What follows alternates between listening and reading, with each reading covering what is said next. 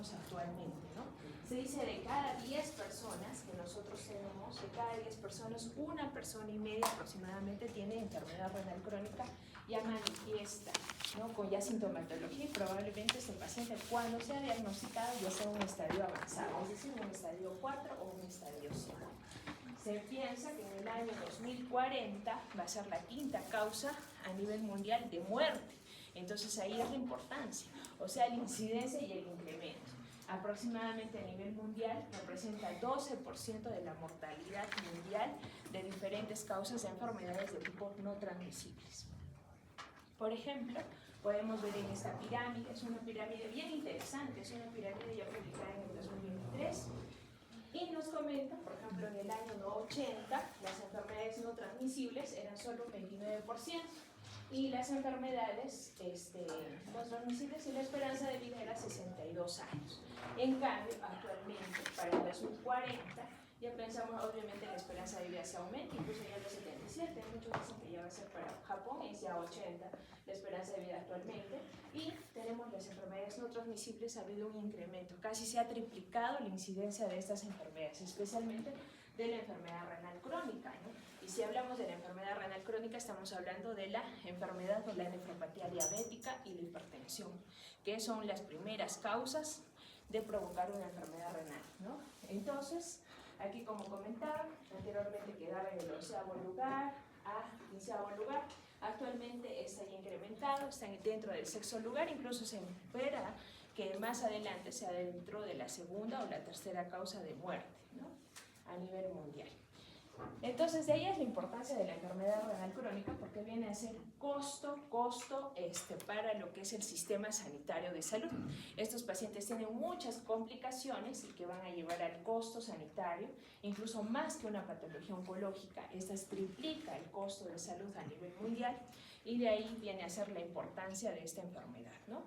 Y obviamente prevenir.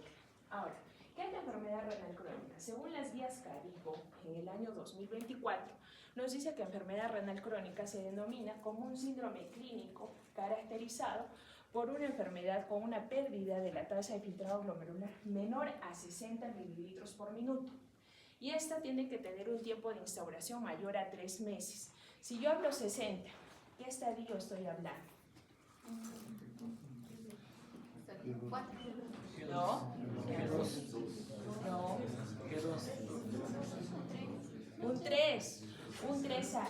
Entonces, yo digo que tengo una enfermedad renal crónica cuando yo tengo más de 3 meses la causa desencadenante. En este caso, la primera causa a nivel mundial, la vamos a decir, sigue siendo la diabetes mellitus. Antes, en el cuadro del síndrome nefrótico, les puse un cuadro bajo una guía establecida, ¿no? Donde decían que para ellos anteriormente en el Perú era primero las enfermedades, las glomerulopatías primarias, pero esto ya ha sido revertido, ya no es así. Entonces, en el cuadro actualmente, la diabetes mellitus viene a ser la primera causa. Entonces, para yo decir una enfermedad renal crónica, tiene que estar un tiempo de enfermedad mayor a 3 meses instaurada mi enfermedad primaria. Entonces, y ahí es mi corte, ¿no? Menos de 3 meses obviamente va a seguir siendo una injuria renal aguda. Entonces, mayor a 3 meses con una tasa de filtrado glomerular menor a 60, o sea, un inicio de un estadio 3A aproximadamente, y que tiene esa característica, que la RC tiende a ser irreversible, que es la gran diferencia con la IRA. Esta va a ser irreversible. Desde el momento que yo le diagnostico al paciente, probablemente si yo le diagnostico en un estadio 4, una prediálisis, mi paciente ya no tiene mucho rango de prevenir. Yo manejo a este paciente desde el estadio 4, pero ya no voy a revertir a un estadio 3A o un estadio 2, etc. Entonces es importante indicar a estos pacientes que esta enfermedad tiende a ser progresiva. Esta se caracteriza porque es progresiva. Por ejemplo, el día de lunes en la tarde, ayer tuve consulta y tuve 2 o 3 pacientes con estadio 4, con un filtrado de 18, 20. Entonces, estos pacientes ya es un poco complicado darles este tratamiento médico. Si bien son un estadio 4, pero un estadio 4 bordeando a un estadio 5, entonces es difícil manejar a estos pacientes. Probablemente este paciente ya está para una prediálisis, ¿no? Depende en qué estadiaje y cómo manejar al paciente. Lo vamos a ver ahora. Entonces, eso es lo que nos dice la guía nos dicen menos de 60, tiende a ser irreversible y tiene algunas características laboratoriales. Uno, que yo vea mi tasa albúmina creatinina alterada. Esa la voy a encontrar más que todo en pacientes con nefropatía diabética. Pero si yo tengo un paciente con nefropatía hipertensiva, probablemente mi tasa albúmina creatinina no esté tan alterada. Pero uno de los marcadores es la tasa albúmina creatinina alterada, que mi paciente presente hematuria, no en todos, va a depender. Por ejemplo, si mi causa es una glomerulopatía por IgA, probablemente mi paciente sí presente hematuria. Entonces, yo tengo que ver cada característica clínica, que me sume mayor a 3 meses, tasa de filtrado menos de 60, que tiende a ser irreversible, que yo tenga una tasa albúmina creatinina alterada, mis alteraciones tubulares. ¿Cómo me doy cuenta de mi alteración tubular? Probablemente con mi examen de orina, mis cilindros urinarios, etc.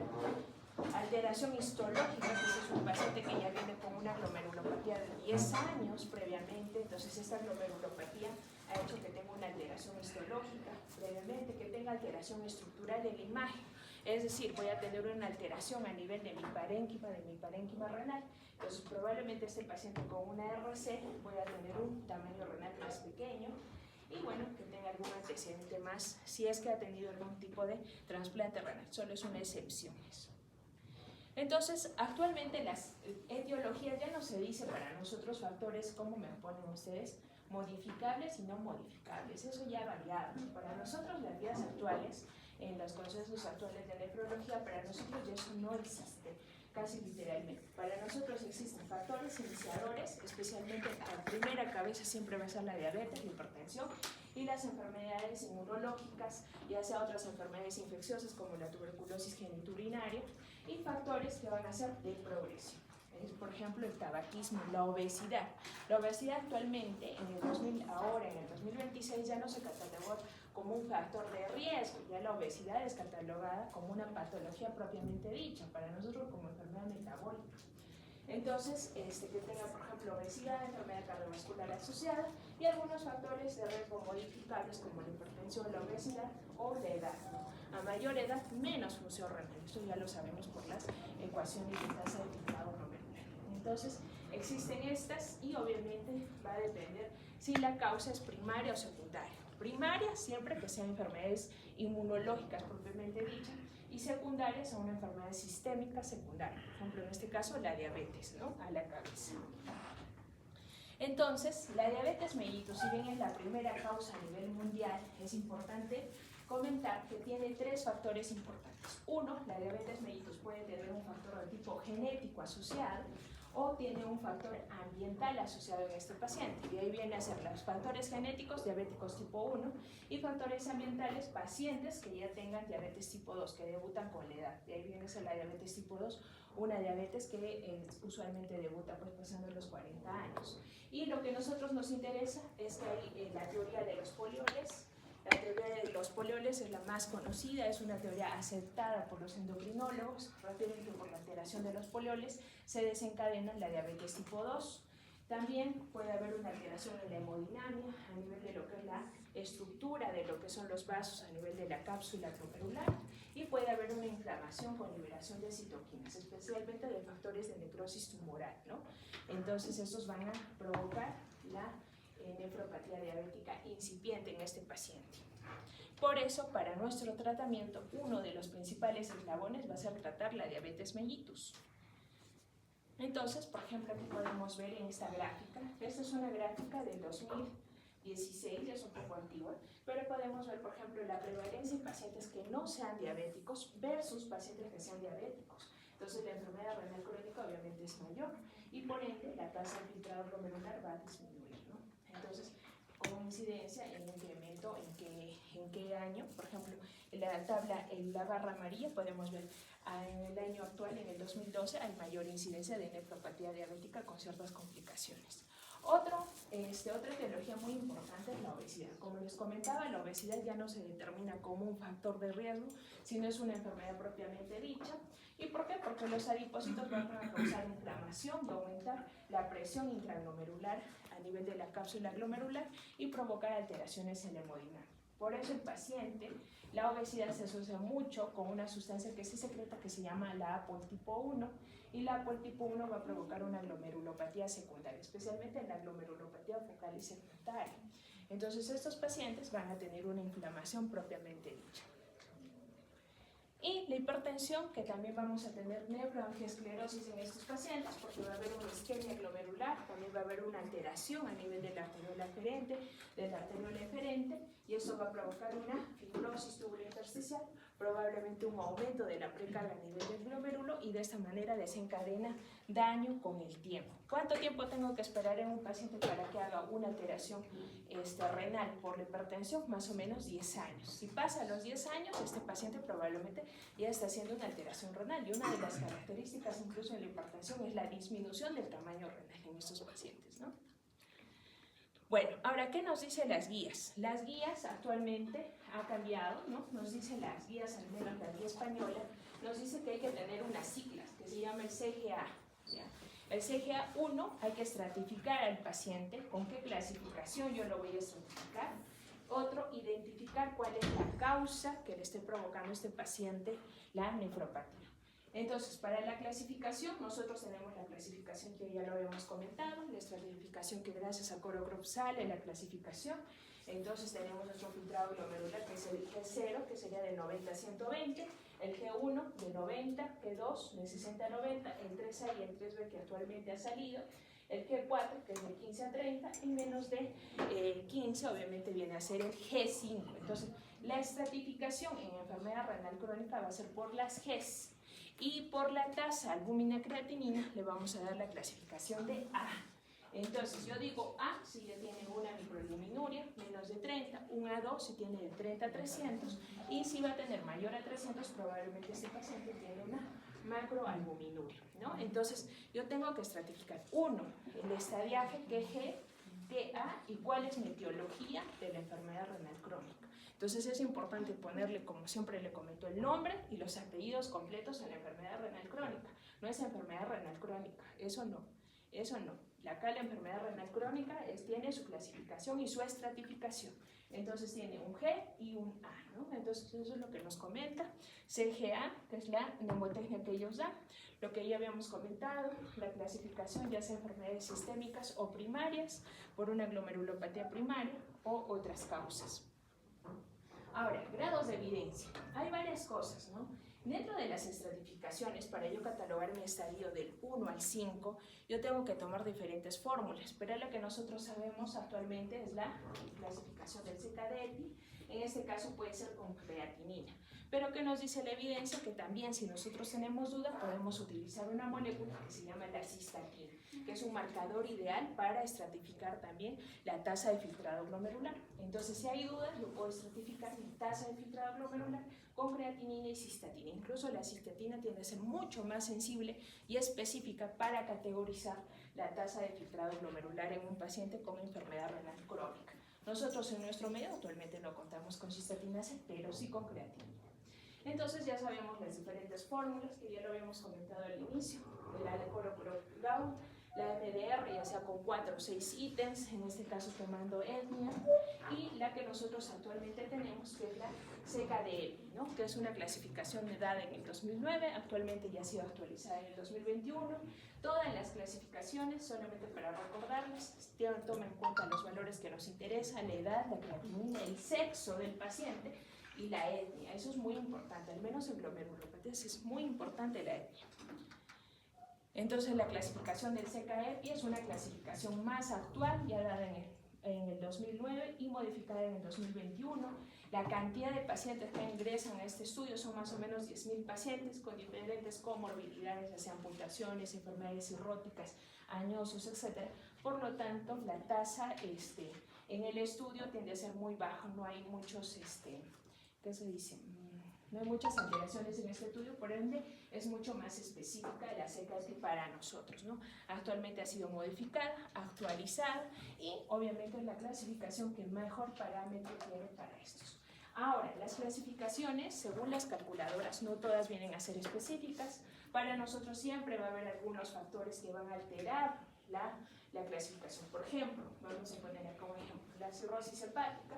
La cirrosis hepática, por ejemplo, no nos da una tasa de filtrado glomerular adecuada. La cirrosis hepática debe haber una alteración hepática de la urea y por ende de la creatinina secundariamente, entonces va a haber una alteración en el valor de la tasa de filtrado glomerular. Un paciente, por ejemplo, amputado, con alteraciones, por ejemplo, catabólicas, paciente con uso de esteroides anabólicos, no va a ser un valor idóneo, un valor real de la tasa de filtrado glomerular si nosotros tomamos. Entonces va a depender qué paciente, siempre hay factores que no van a ser específicos para sacar la tasa de filtrado glomerular en cada paciente. ¿Qué más comentarles? La tasa albúmina creatinina, nosotros tenemos dos métodos para cuantificar. Actualmente nosotros tenemos uno que va a ser el PCR mediante orina y otro va a ser la tira reactiva. Nosotros ya sabemos el A1, el A2 y el A3, pero actualmente diferentes estudios ratifican que si nosotros utilizamos el PCR o la tasa albúmina creatinina en orina en la primera muestra de la mañana sin tira reactiva, viene a ser mucho más específica y sensible comparando solamente a tira reactiva. La tira reactiva tiene un poco menos de sensibilidad, pero en este caso, con la solamente sacando tasa albúmina creatinina en nuestro puesto de salud en periferia, probablemente podemos estratificar a este paciente. Entonces no se minimiza la acción que tiene la tira reactiva, podemos realizar en estos pacientes, pero obviamente viene a ser mucho más específica realizarla nosotros en un laboratorio central. La primera muestra de la orina, solamente entre una proteinuria y una tasa albúmina creatinina, es muy importante la tasa albúmina creatinina, se da mucho valor predictivo positivo para diferentes patologías. Actualmente, bueno, yo que llevo un fellowship, actualmente para nosotros sigue siendo la tasa albúmina creatinina un muy buen marcador, sin necesidad que mi paciente recolecte la orina por 24 horas, mi paciente se olvide de orinar, no me recolecte la muestra adecuada, muchos ingieren bastante líquido el día que recolectan la muestra, etcétera, y da falsos negativos. En cambio, es un muy buen parámetro para diagnosticar diferentes patologías. Entonces, continuando, puede haber alteraciones en la tasa albúmina creatinina. Una de las alteraciones es, por ejemplo, si mi paciente presenta hematuria, si está en su periodo de menstruación, me va a salir alterado la tasa albúmina creatinina. Si mi paciente está también con un proceso de infección, ejercicio, etcétera, también va a salir falsos positivos por el incremento de la fuerza muscular, ¿no? Entonces es importante identificar algunos factores que van a alterar mi valor de mi tasa albúmina creatinina. En estos pacientes, ¿biopsia o no biopsia? A ver, vamos a ir contigo. ¿Tú qué haces? ¿Biopsias o no biopsias? ¿Qué acuerdas? ¿Qué te acuerdas de la práctica? ¿Sí, no? ¿Sí? Ya, tú, Fernando, del otro grupo, ¿no? ¿Por qué sí, por qué no? Debate. ¿Por qué sí? Sí, o sea, podríamos biopsiar porque en enfermedad renal crónica sí suele haber un adelgazamiento de la parénquima. O sea, no biopsia. No biopsia. Ya. ¿Tú qué dices? Depende de la causa. Si tenemos que determinar la etiología. Si es secundaria como diabetes no es necesario. En cambio, si es primaria, para identificar la glomerulopatía, ahí se biopsia. Ya, más o menos. ¿Por qué? Porque puedo biopsiar, todo riñón es biopsiable siempre y cuando yo tenga un buen tamaño renal, un buen parénquima renal. ¿Qué es lo que yo busco en mi parénquima renal? ¿No es cierto? Ya sabemos nuestro riñoncito, no he puesto con una foto, pero en nuestro riñón lo que nosotros buscamos es el parénquima, ¿no? La corteza. Y usualmente siempre biopsiamos el polo inferior, ¿no? El polo inferior del riñón izquierdo. Entonces, siempre es importante ver el grosor de mi parénquima. Mi parénquima, un buen parénquima es de 18 a 20 milímetros, pero usualmente estos pacientes con RC ya empiezan a tener adelgazamiento del parénquima. Entonces, si yo tengo parénquimas pequeños, menos de 12, no puedo biopsiar, porque si yo entro con la aguja, con el truco, probablemente a biopsiar el polo inferior, cojo un vaso, y el riñón viene a ser un órgano bien vascularizado. Entonces, que provoca mayor complicación. Además, si es un riñón tan pequeño, ya tengo tantos cambios, probablemente cuando mandemos la biopsia a la patóloga renal, va a mirar glomérulos esclerosados, entonces ya no hay tanta funcionabilidad tomar. Pero depende del tamaño. Como él dice, lo que sí está bien de él es, depende de la causa. Si es diabetes, probablemente no lo tengo que biopsiar. Si es hipertenso, obviamente no. Si es un paciente que ya tenía glomerulopatía membranosa, se perdió 10, 15 años, me regresa y ya tiene una RC estadio 5, casi 5, ¿para qué lo voy a biopsiar? Ya tiene una membranosa, probablemente que le ha provocado la enfermedad. Pero si yo tengo un joven, me viene y ya está debutando en un estadio 5, es importante tratar de tomar la biopsia, ¿no? Entonces, tratar de tomar la biopsia, pero va a depender del tamaño de mi riñón, del parénquima renal. Entonces, por eso nos dice, hay que valorar riesgo-beneficio. Va a depender en qué paciente yo puedo tomar biopsia. No siempre todos los riñones son iguales. Hay pacientes que en estadio 5 que vienen todavía con tamaño renal conservado. Uno de los que tiene tamaño conservado, yo diría con los dedos de una mano, la diabetes mellitus. En los pacientes con diabetes mellitus, no sé si en su práctica han visto, pero los tamaños renales vienen a ser normales y son pacientes que ya están en diálisis. Mides la longitud, está 120 milímetros por 80, o sea, tamaño normal, 12 por 80, 12 por 7, etc. Y tienen buenos tamaños renales. Pacientes con poliquistosis también van a tener riñones hipertróficos. Entonces hay que identificar, va a depender de la causa. Si yo no sé la causa, obviamente puedo biopsiar dependiendo del tamaño del parénquima. Algo que es importante es ver mi clasificación según la escala o el mapa del calor. El mapa del calor es un mapa mundialmente conocido.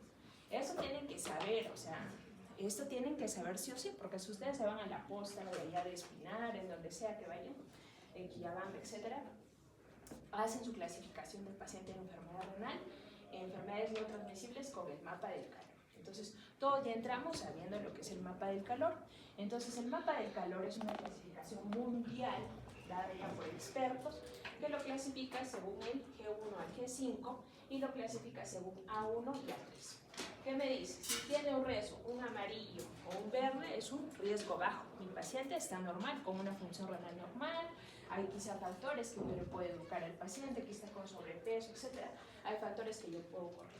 Si mi tinción de mi mapa del calor va a estar casi, mi paciente se cae entre un A3, por ejemplo, un G3B, o sea, un rojo o muy rojo o guinda, entonces este paciente probablemente ya esté en una función renal muy baja. Entonces ahí sí yo tengo que empezar a este paciente, probablemente mandarlo al nefrólogo, al endocrinólogo, etc. y empezar a corregir, o mi tasa funcional ha disminuido totalmente. Entonces yo clasifico a mi paciente con un G5, por ejemplo un A3. Entonces esa es mi clasificación. ERC G5 A3 por nefropatía diabética. Entonces ahí yo le doy mi diagnóstico completo, ¿no?, al paciente. Actualmente el mapa del calor no solamente se clasifica en ahí, hay muchas variedades para nosotros, para los nefrólogos. Actualmente se aumentan más.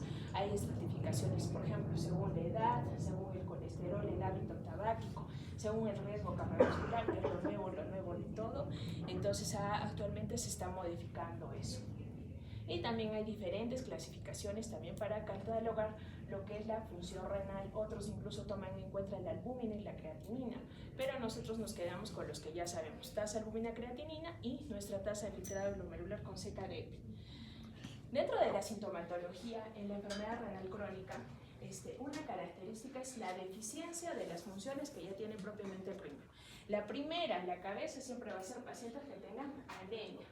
Hematológico, anemia, va a tener anemia, es la característica. Al no formar ese riñón eritropoyetina, entonces ese paciente va a tener anemia normocítica normocrónica, es una de las características, y la acumulación de la urea en este paciente va a provocar complicaciones de tipo neurológica, especialmente va a tener una neuropatía diabética, polineuropatía, incluso muchos tienen síndrome de piernas inquietas, etcétera, durante la diálisis. Entonces es característico de la uremia. Y la uremia también provoca complicaciones de tipo cardíaca, especialmente lo que es la cardiopatía urémica, ¿no? Puede provocar una pericarditis, puede provocar arritmias, etcétera, en este paciente. Y lo que habíamos comentado en piel, la escarcha urémica, etcétera, la piel terrosa. Puede tener también prurito por el acúmulo de fósforo. Pacientes en estadio 3B, en estadio 4, el fósforo empiezan a retener en piel y eso provoca pruritos intensos. Pueden tener también trastorno mineral óseo, van a tener fracturas con frecuencia, todo secundario a la enfermedad renal crónica. Como sabemos, las funciones del riñón son múltiples y dentro de esas vienen las complicaciones. A no tener ninguna de las funciones de este paciente va a tener diferentes complicaciones. Ya lo habíamos comentado. Entonces mi paciente probablemente va a lucir así, ¿no? Mi paciente con enfermedad renal crónica va a tener un catéter, puede tener una fístula, y este paciente lo único que va a hacer mediante la diálisis va a ser, por ejemplo, esta es una máquina Fresenius, la 4008. Entonces eso es una máquina de hemodiálisis intermitente. ¿Por qué se llama intermitente? Porque la hacemos un día dejando de descanso. Por ejemplo, vienen un lunes, regresan un miércoles, luego un viernes, o si fuera su ciclo martes, jueves y sábado, y el paciente tiene que tener un acceso vascular. Entonces este paciente va a tener diferentes complicaciones. Muchos se quejan del escozor, del prurito, porque retienen fósforo. Entonces su dieta tiene que ser baja en fósforo. No comen casi carnes rojas. Vamos a ver qué tipo de dieta manejan estos pacientes. Van a ser pacientes anémicos. Muy aparte de la diálisis, nosotros tenemos que aplicar el hidropoietina subcutáneo, por ejemplo, en el ombligo en el paciente. Tienen que ponerse hierro endovenoso. Al finalizar de cada diálisis se les pone hierro, dependiendo de sus valores de hierro, de transferrina, etc. Entonces estos pacientes tienen múltiples comorbilidades y lo más importante es que estos pacientes son anúricos. La mayoría con la hemodiálisis deja de tener orina, entonces este paciente al año de la diálisis probablemente llega anúrico totalmente a la sesión de diálisis. Entonces ahí vienen las complicaciones, especialmente los derrames pleurales. Lo que comentaba, estos pacientes pueden tener, por ejemplo, fístulas arteriovenosas, en este caso una plaqueal izquierda, entonces una fístula, pero ya no tiene una fístula normal. Este paciente ya está teniendo una complicación, lo mismo que este paciente. Tiene un pseudoneurisma de fístula. Entonces estos pacientes tienen complicaciones de tipo vascular. Es una de las complicaciones más frecuentes en estos pacientes. Al tener anuria va a tener edema, fobia, etc. Cada diálisis nos vienen hinchados. Si mi paciente, por ejemplo, tiene un catéter de tipo peritoneal, como es el caso, va a tener infecciones. Esos pacientes se dializan propiamente en la casa. Entonces pueden tener múltiples comorbilidades, ¿no? Pueden tener prurito, que es una de las características también por la retención de fósforo. Y en acá, por ejemplo, podemos ver un tubo torácico. Porque es característico. De cada 10 pacientes, unos 3 o 4 han tenido tubo torácico. Tienen cicatriz en el tórax. Al tener tanto líquido, empiezan a acumular líquido a nivel pulmonar, en espacios vacíos. Vienen a tener taponamiento cardíaco. Si preguntan de una clínica, por ejemplo, de los que van a la clínica, casi uno siquiera de todo un turno ha tenido derrame pericárdico, ha tenido unos 3 o 4 ya han tenido tubo torácico, ya han tenido toracocentesis, etc.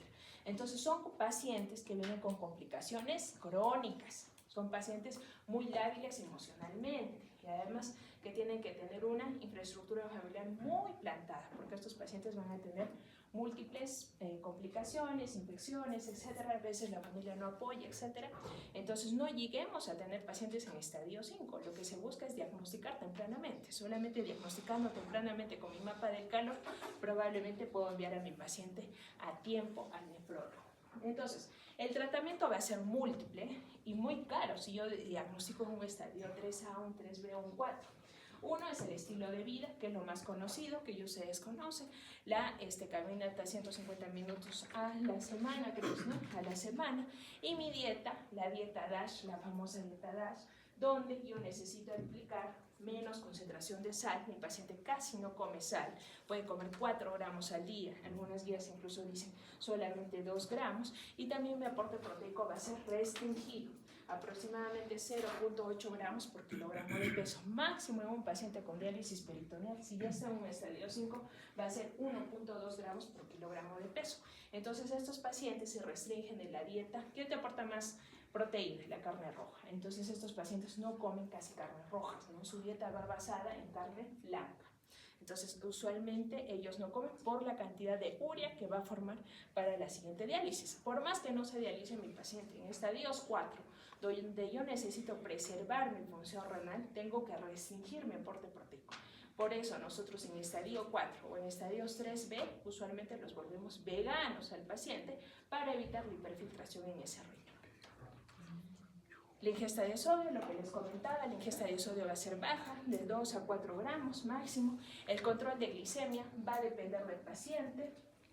Hay pacientes obviamente diabéticos, si la causa fuera la nefropatía diabética, hay que controlar con la hemoglobina glicosilada, que viene a ser la más sensible para controlar en estos pacientes.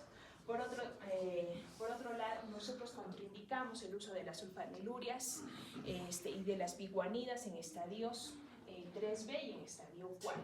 Por ejemplo, la metformina solamente se indica hasta estadios de filtrado de 30. Eso es pregunta de la ENA, pregunta de donde sea. Entonces nosotros metformina estadio de 30 y lo que es, por ejemplo, la glibenclamida solamente está estadios de 45. Después de eso no se depura este medicamento. Entonces, si yo tengo un paciente de estadio 4, probablemente diabético, este paciente ya no recibe este tipo de medicamento. Lo que usualmente damos es la insulina o la linagliptina, ¿no? Que son los nuevos medicamentos que actualmente han salido. Solamente tenemos a las justas uno que otro. Otro, hay que controlar la presión arterial. Pacientes con estadio 3B ya van a tener una hipertensión sobreagregada porque estos pacientes ya tienen una alteración en su sistema RAS. Entonces, al tener una alteración en el sistema RAS, van a tener presiones arteriales elevadas. Entonces, usualmente, las guías, supongo, en cardiología han visto, no se da monoterapia en la hipertensión. Usualmente es la terapia sinérgica. Hay que dar 2 tipos de antihipertensivos de diferente grupo para controlar mejor la presión, ¿no? Entonces, nosotros controlamos de adecuada manera la presión. Nosotros, comparando a los cardiólogos, manejamos las presiones mucho mejor que los cardiólogos, porque nosotros tenemos pacientes que tienen hipertensión muy alta y muy refractaria a tratamiento. Entonces, de ahí es la importancia de manejar. Entonces, para nosotros, utilizamos nuestros antihipertensivos. A la cabeza siempre vamos a utilizar un YECA o un ARA. Un YECA o un ARA, un inhibidor de la enzima convertidora de angiotensina o un ARA, pero nunca combinando los dos. Porque si en caso combinaríamos los dos, vamos a provocar hipercalemia. Y en este paciente que ya tiene un filtrado ya menor, en estadio 4, es mucho mayor el riesgo, se incrementa la retención de potasio en este paciente. También el YECA y el ARA no solo como antihipertensivo, en este caso también lo utilizamos como nefroprotector. Por ejemplo, yo tengo un paciente con 3B, si yo tengo no es hipertensión, no es hipertenso, sino es por una glomerulopatía o por un lupus que me está provocando un RC sobreagregado, entonces en este paciente puedo agregar un YECA o un ARA, no en dosis antihipertensivas, probablemente solo con una toma al día, mi paciente va a proteger. ¿Qué va a provocar el YECA o el ARA? Va a provocar una vasodilatación en la arteriola eferente. Entonces, de esa manera, mi riñón va a disminuir la presión intraglomerular. Lo que comentábamos, los YECAs o los ARAs van a provocar una vasodilatación en la arteriola eferente. Nunca mezclamos por el riesgo de hipercalemia, das uno o das otro. Doy enalapril, doy losartán, una vez al día como un nefroprotector. Diferente es mi dosis antihipertensiva. Si fuera antihipertensiva, probablemente cada 12, 2 tabletas cada 12, etc. Depende de qué antihipertensivo utilice. Pero en este caso solamente decidimos por uno de ellos, ¿no? Algo que es importante también son los inhibidores del SGLT2. Son medicamentos ya no tan actuales, yo diría que ya actualmente se han hecho más conocidos, pero ya son medicamentos que están desde el 2010. Entonces, los inhibidores del SGLT2 provocan lo que es la natriuresis, que provoca un arrastre a nivel del túbulo contorneado proximal del intercambio del GLUT por el sodio y la glucosa. Entonces, va a provocar glucosura en este paciente y va a provocar natriuresis. ¿Qué va a provocar de esta manera? Bajar la presión arterial en mi paciente, va a controlar mejor la glucosa porque va a ayudar a eliminar glucosa por el riñón y va a proteger de esta manera, de disminuir la arteriola eferente, la presión a nivel de la arteriola eferente. De esa manera disminuye la presión intraglomerular. Son medicamentos actualmente descritos como nefroprotectores.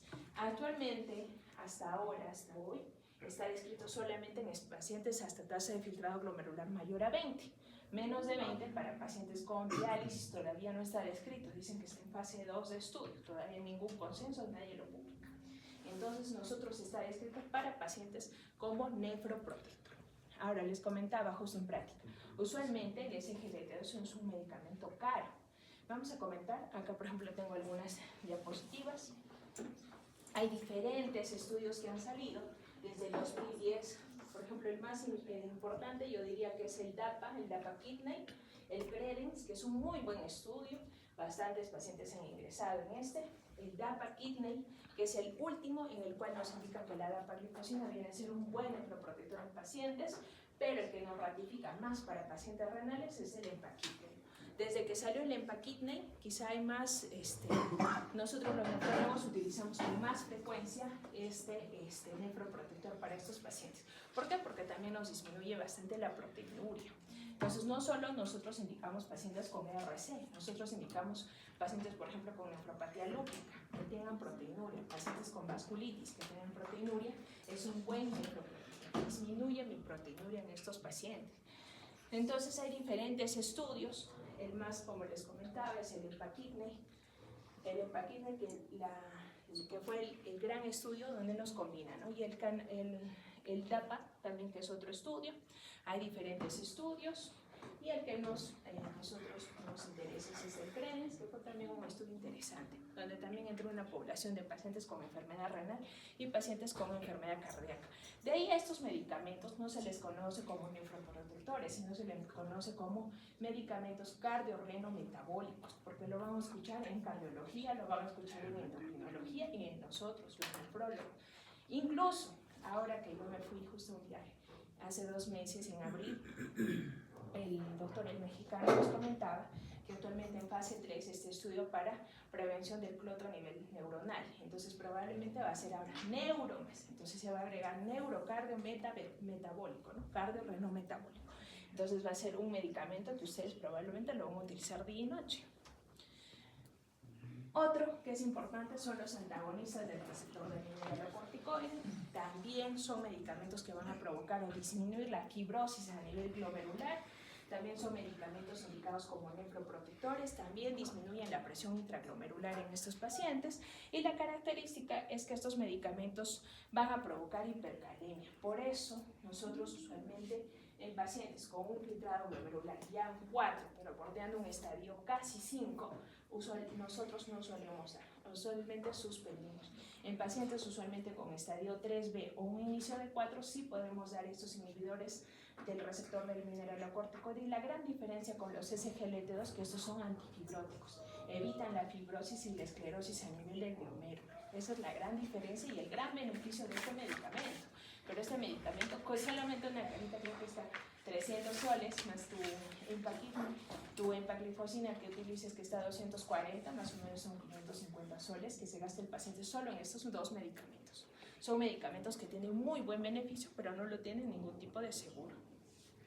Ahora, otro medicamento actualmente conocido son los GLP-1, que seguro lo van a hablar más en endocrinología. En este caso tenemos más a la cabeza lo que es el semaglutida y la tirsenapida. Y el que tiene más estudio actualmente, o bueno, que ha salido con el estudio que ha sido un buen nefroprotector para el paciente renal, viene a ser el semaglutide, que si ven la curva de Kaplan-Meier tiene mejor efecto para disminuir la fibrosis a nivel renal. Además, ¿qué te hace el GLP-1? El GLP-1 baja de peso al paciente, entonces disminuye la adiposidad. El tejido adiposo en este paciente controla mejor la glucosa al ser un antidiabético, y de esta manera nefroprotege a mi paciente. Actualmente, por ejemplo, tenemos pacientes con glomerulopatía membranosa con obesidad, y nosotros indicamos este tipo de medicamento, el semaglutida especialmente, que se halla en Cusco, y el endocrinólogo lo dosifica según su peso y le va modificando a las semanas, ¿no? Es un medicamento que sí tiene que estar yendo a la par con el endocrinólogo, pero es un medicamento.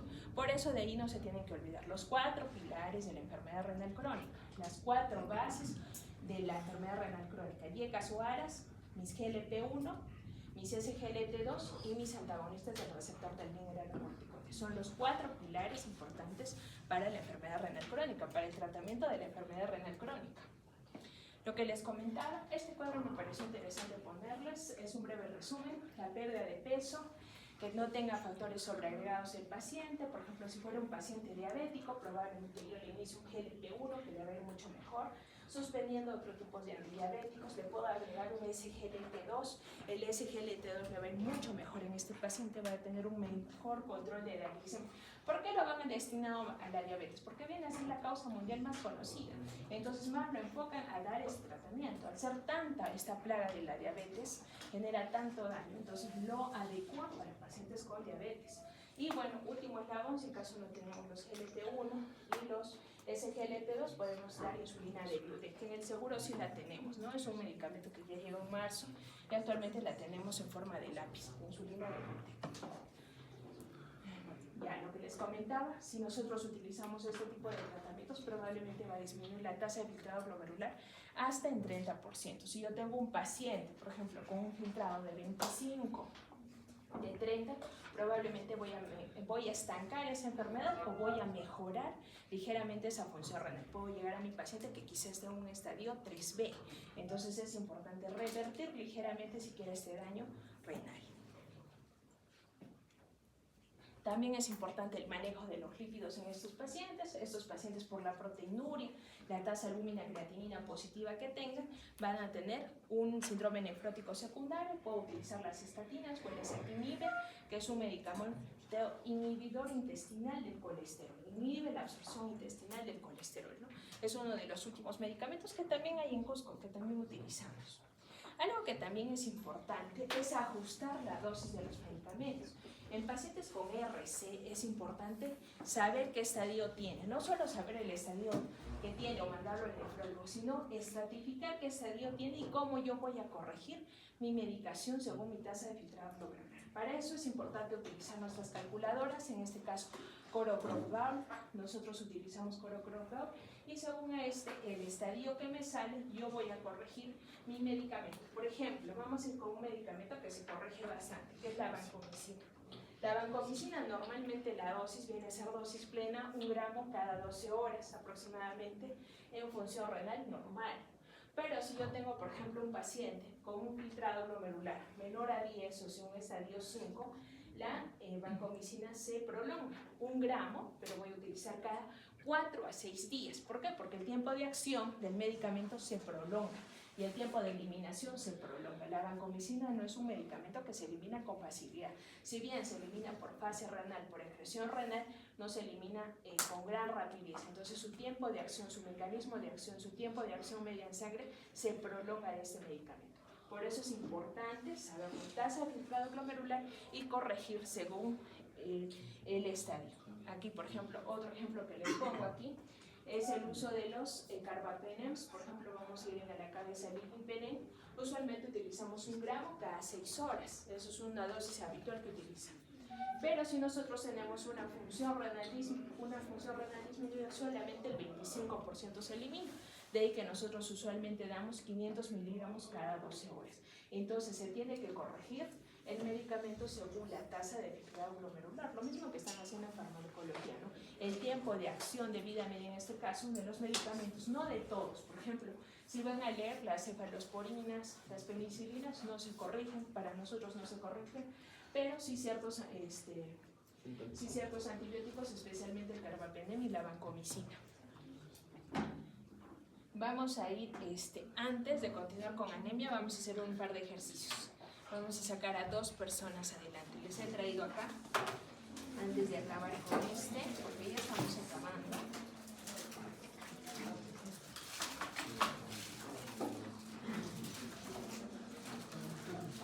Vamos a acabar con este, ya está corto, y de ahí salen, que ya me falta poquito. Entonces, y continuando. En cuanto a lo que es anemia renal, algo que es importante en la anemia, al haber déficit de lo que es la eritropoyetina, de la secreción de esta hormona, que sabemos que la eritropoyetina es secretada a nivel de las células peritubulares del riñón, al haber una disminución de esta hormona, mi paciente va a entrar en una ferropenia, en una anemia secundaria. ¿Qué tipo de anemia? Anemia normocítica normocrómica, es lo que les comentaba. Entonces, al no haber la eritropoyetina, porque no hay secreción a nivel de las células peritubulares del riñón, esta hormona va a entrar en una anemia, ¿no? Una anemia normocítica normocrómica, y además va a tener una elevación de la urea. Al elevarse la urea también provoca lisis o una secreción de una hormona que se llama epsilina, y la epsilina va a provocar también depresión de la formación de hierro a nivel intestinal. Entonces este paciente tiene múltiples factores, y estos pacientes viven en inflamación continua porque son pacientes que dependen de la diálisis, entonces van a tener mayor secreción de epsilina comparando el hierro y la eritropoyetina. De ahí que nosotros usualmente utilizamos lo que es la eritropoyetina, ya sea la poetina de alfa o la beta, de 2.000 o de 4.000 unidades. Esta nosotros aplicamos dependiendo del valor del paciente. Nosotros usualmente en un paciente renal en diálisis buscamos que su hemoglobina varíe en un valor de 12 a 13. No nos gusta manejar valores mayores a 13 gramos de hemoglobina porque estos pacientes tienen más complicaciones de tipo cardíacas y usualmente tienen que manejar de 12 a 13. Y también obviamente podemos dar hierro sacarato dependiendo del valor del hierro y de la transferrina que tenga mi paciente en sangre. Siempre todo va a depender de los valores del hierro y la transferrina. Entonces es una de las complicaciones más habituales. Y otra que es muy importante es el trastorno mineraloso que tiene mi paciente.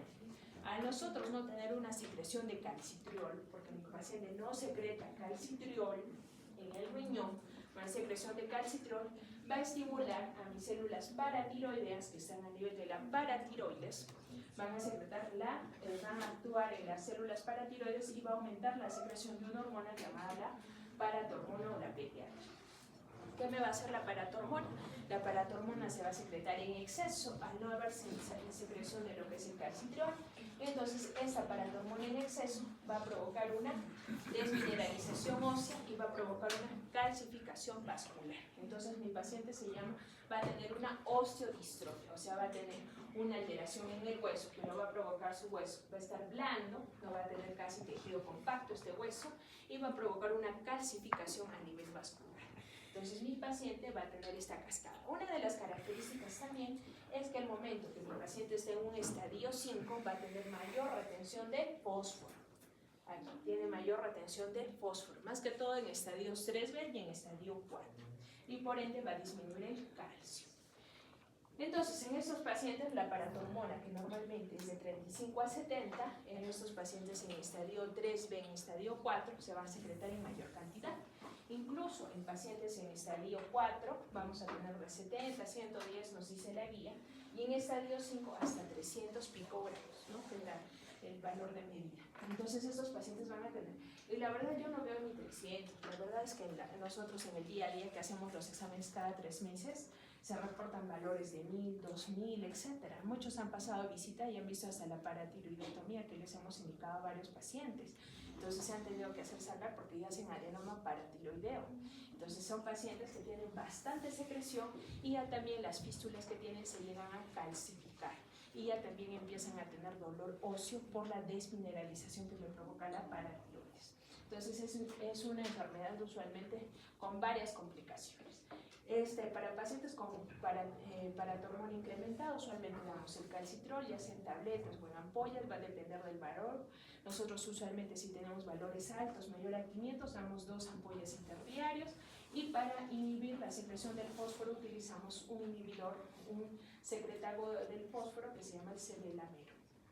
El cebelamero de 800 usualmente damos y de esa manera se baja. Los que han ido al CIS no han debido ver cebelamero, pero aquí sea carbonato de calcio, que también es un quelante del fósforo. Entonces, cualquiera de estos dos, en este caso en el seguro, nosotros sí contamos con el cebelamero, que es un buen quelante del fósforo. Y al quelar el fósforo va a inhibir el prurito en el paciente, ¿no? No va a tener tanto prurito en el paciente. Entonces, son complicaciones que vamos tratando, ¿no? Solamente vamos tratando. Ahora, ¿qué hacer si nosotros tenemos una función renal menos de 15? Probablemente nosotros ya tengamos que iniciar lo que es la diálisis. ¿A todo paciente con tasa de filtrado menor de 15 iniciamos diálisis? No, va a depender. Por ejemplo, si yo tengo un paciente que todavía tiene diuresis preservada o le puedo estar ayudando con un diurético y no me tiene tanto trastorno a nivel de LAGA, entonces este paciente, por más estadio 5 que sea, lo puedo mantener sin diálisis, ¿no? Pero controlando mensualmente o cada 15 días.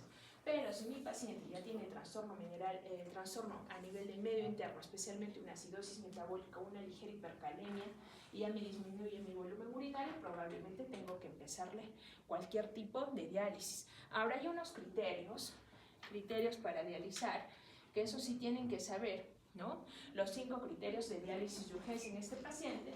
En este caso puede ser la acidosis metabólica severa y la hipercalemia severa en estos pacientes para nosotros dializar. También si mi paciente tiene síntomas urémicos, especialmente complicaciones, una cardiopatía urémica, una neuropatía urémica, mi paciente está desorientado, veo urias mayores a 800, probablemente este paciente tiene una complicación por la urea, entonces tengo que dializarlo. Entonces si es así, sí le puedo dializar a mi paciente, entonces le puedo indicar cualquier tipo de terapia sustitutiva renal, ya sea la hemodiálisis intermitente, la diálisis peritoneal o lo que es el trasplante renal. Aquí, por ejemplo, les he puesto un indicador interesante, me gusta este cuadrito, porque nos indica qué tipos de tratamientos utilizamos en este paciente y cuánto es el manejo. O sea, tiene muchas complicaciones, ¿no? El uso continuo de la eritropoyetina, que es bastante en este paciente, el trastorno mineral óseo y el tratamiento, que también es bastante frecuente, uno que otro alta la insulina en este caso. En su estadio es español, tiene bastante incidencia el uso de hierro, antihipertensivos, etc. ¿Cuánto es el politratamiento que reciben estos pacientes? Y este también es un cuadrito solamente interesante para comentarles. Por ejemplo, ellos que son de España, la hemodiálisis solamente tienen un 40%, pero ellos tienen otro nivel de ley a nivel de lo que es el trasplante. Por ende, la cantidad de pacientes que tienen en trasplantes es casi un 55.4%. Pero nosotros en el Perú es diferente la situación. Nosotros trasplante literal es solamente esta barra y lo demás es hemodiálisis y diálisis peritoneal. La incidencia es bastante y el trasplante es mucho menor cada año. No hay donantes. Este año que estoy a cargo no hay ni un donante cadavérico. Los que hemos trasplantado son donantes vivos. Entonces la incidencia va variando, ¿no? Entonces es importante recordar el mapa del calor con sus clasificaciones, ya sea A1, A2 y A3 o del G1 al G5, saber las etiologías y el tratamiento. Y obviamente identificar los factores de riesgo. Y lo que tiene que ser más importante es que puede ser toda mi población con enfermedad renal crónica, pero solamente un mínimo porcentaje tiene que llegar a dializarse, no lo contrario. La mayoría que nos llega de periferia son pacientes en estadio 5, refieren estadio 5, llaman de Puerto Maldonado, nos avisan en las noches, de Puerto Maldonado debutan en RC, no hay nefrólogo, etcétera, y mandan urgente con un tratamiento de hipercalemia nada más para que aguante sus 8 horas de viaje y paciente debutando con enfermedad renal. Entonces no es ese el esquema de tratamiento. Lo que hay que identificar son pacientes en estadios previos y que no lleguen a dializar, que no lleguen a trasplante. Bueno, la prevención es que ya ustedes lo saben y las características. Vamos a pasar, vamos a salir dos de ustedes. Ya he visto quienes no me han tomado mucha atención, entonces vamos a